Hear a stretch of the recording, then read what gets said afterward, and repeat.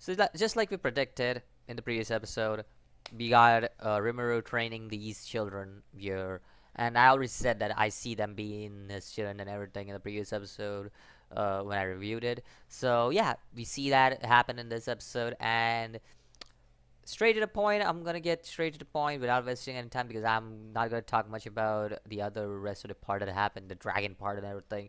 I mean, yeah, the fight with Ku and everything with him, with them, with Ku was everything, and what am I saying? The fight with the dragon was cool and everything, but I feel like it had no relevancy whatsoever to what's the main part of the story. I mean, yeah, it's to show that Rimuru has actually gotten stronger.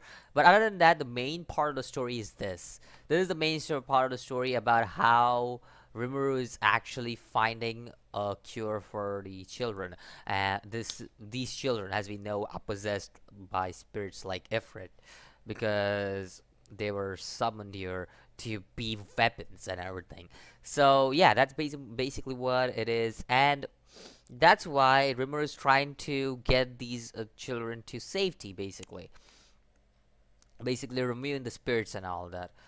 So yeah, we see that, and we see that he needs to meet some queen or anything, and she has a cure to it and all of that stuff. But for real, Rimuru doesn't know where this queen is and everything. We also see the little interaction with Shizune he has and all that.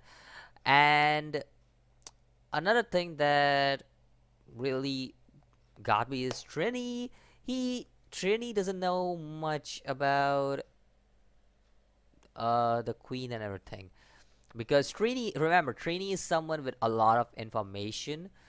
So it's a surprise to know that she doesn't know about something, because she knows about pretty much everything that's going on pretty much everywhere.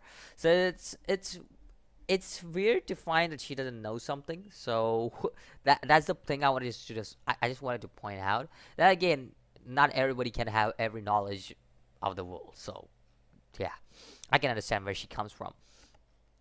Anyways, that was the main point. But the whole point of this episode was to first of all taste, really taste. I was about to say taste.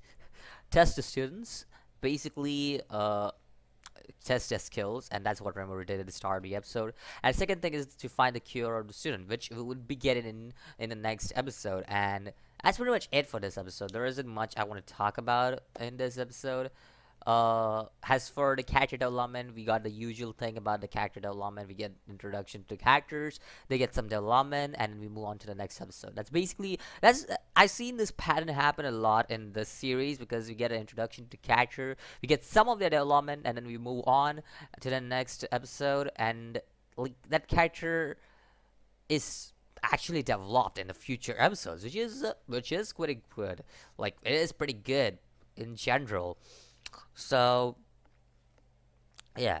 Anyways, let me know what you think about this episode of That Talent Got Reincarnated as Slime, and I'll see you guys in the next video. As always, peace.